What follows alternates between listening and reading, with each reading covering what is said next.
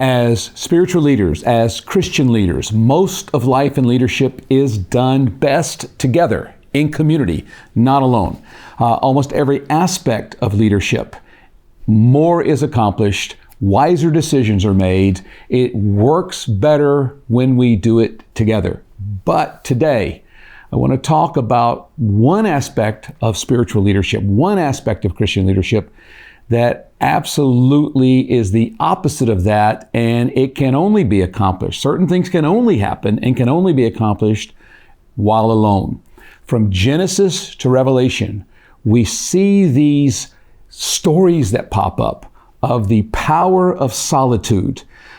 Church history from the beginning of the church until recently, solitude, aloneness on purpose, has been a spiritual discipline. Now it's fallen out of favor in the last couple of generations because we're afraid to be alone. We don't like to be alone. We always have our phone, or we always have music, or we always have people, or whether they're friends or strangers. There's this running from aloneness, but yet throughout history and throughout Scripture, we see this power in solitude. So I want to read a familiar scripture, and let's see what happens in solitude, what can happen in solitude.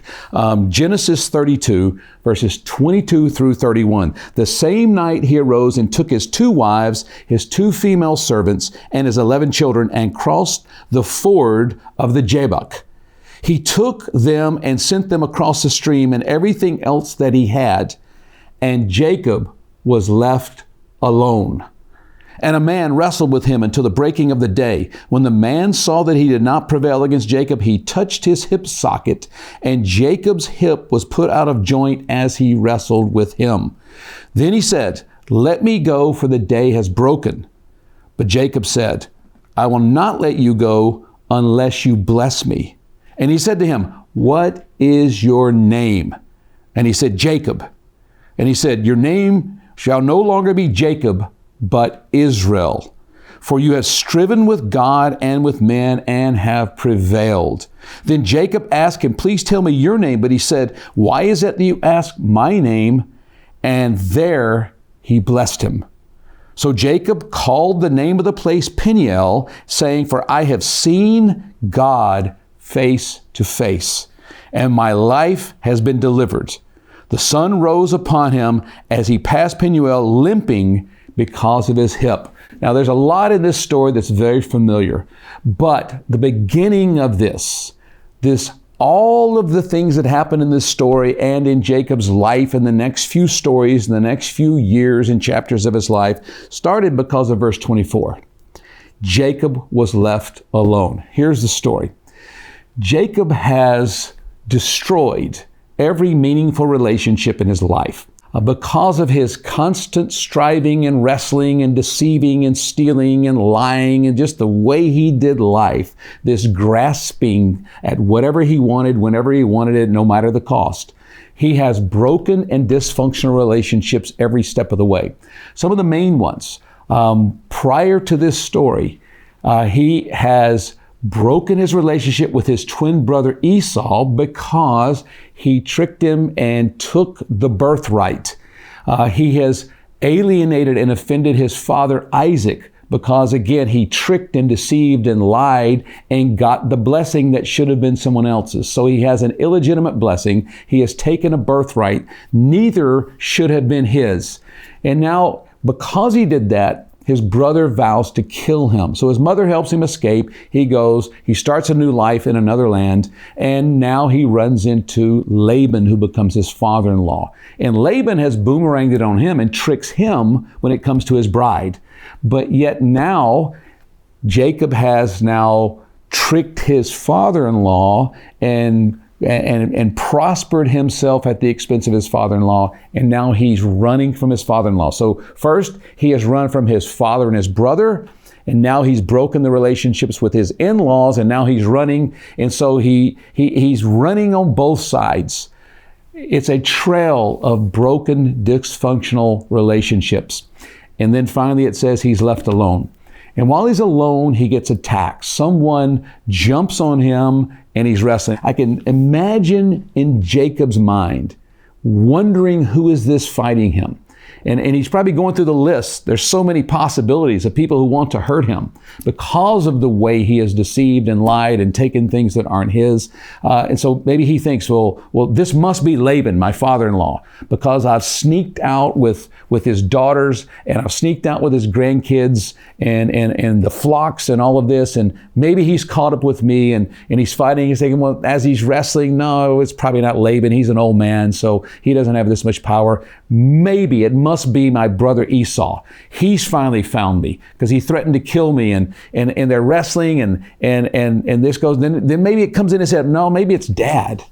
Maybe it's my father because I took the blessing and lied to him and deceived him. And he's got so many broken, dysfunctional relationships. He probably doesn't know who he's wrestling with. Of course, ultimately, we know how this ends, and we know this is a divine encounter. And this manifestation of God, this angelic encounter, this supernatural encounter, it culminates in this question in verse 27. And this wrestling opponent asks Jacob a question that turns this whole scene. And he says, "What is your name?" What is your name? Seems like a simple question, but for Jacob, that's a complicated question. His parents named him Jacob, which means deceiver, treacherous, deceitful, liar, that type of thing, crooked. He had heard this question before. It was one of the last encounters he had before he fled for his life from his brother and his angry father. And if you remember, when he's put the fur on his hands and he's gotten the smell of his brother to go in and trick his now blind father, his father asked the same question. Isaac asked him, "What is your name? Who are you?" And remember what Jacob said? He lied. He said, "I'm Esau, your firstborn son." Here's the same question now. In this wrestling match, he hears the same question that was the final blow to these broken relationships. What will Jacob do? Will he finally be honest? And will he finally face that he's the problem in all of these relationships? Maybe he's thinking all of this wrestling, it's my father-in-law, yeah, he's the problem. Or it's my dad, he's the problem. Or it's my brother, he's the problem. Or whatever else that we think we're wrestling with. But what he finds is he's really wrestling with God, and he's the problem. But in this moment of wrestling, Jacob finally tells the truth. We don't have a whole lot of stories and instances of Jacob actually telling the truth. When that question comes, what is your name? Last time, he said his name was Esau. This time, and I can picture the humility. I can picture the brokenness. I can picture the exhaustion from living a life of grabbing and wrestling and self-pursuit. I can imagine the resignation. I'm Jacob. I'm the deceiver. I'm the liar. I'm the cheater. I'm the treacherous one. I am the common denominator, and all the brokenness and all the dysfunction, it's me. There's something about solitude where we hear the questions we don't want to hear, but we have an opportunity to answer in a way that's brutally honest. The results of Jacob's finally this moment of honesty. I'm Jacob. I'm all of that.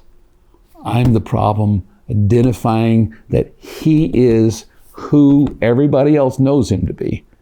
He says it. But look what happens after that. As soon as he does that, verse 29, it says, and there he blessed him. For the first time in his life, he seems to give an honest answer. And for the first time in his life, he gets a legitimate blessing. He has stolen blessings from his brother, from his father, from his father-in-law. But now, because of his humble honesty, he gets a legitimate blessing. Secondly, in verse 30, he says, I've seen God face to face. If we want to have a face-to-face relationship with God, we have to create moments of solitude, alone with God, and we have to honestly face what he is wanting us to face. And then thirdly, he's limping. He's walking differently. Solitude in this case created a deeper face-to-face relationship with God because of the opportunity for honesty, but it also started fixing the relationships with people. He walked differently. And the final time we see Jacob and his brother Esau, we see them shoulder to shoulder, arm to arm at their dad's funeral or burial. And we see those brothers finally walking together. Was it instantly all healed in that moment? I don't think so, because you still see in the next few chapters some trust issues. But the relationships, the human relationships, have taken a massive turn in the right direction. So listen, as leaders, most of what we do together. But there are things that require solitude. There are things that require us to be alone with God as spiritual leaders. So let me encourage you, intentionally find those moments, those times, those seasons of solitude so you can see God face to face, and let's see what He might do deep in your heart as a spiritual leader.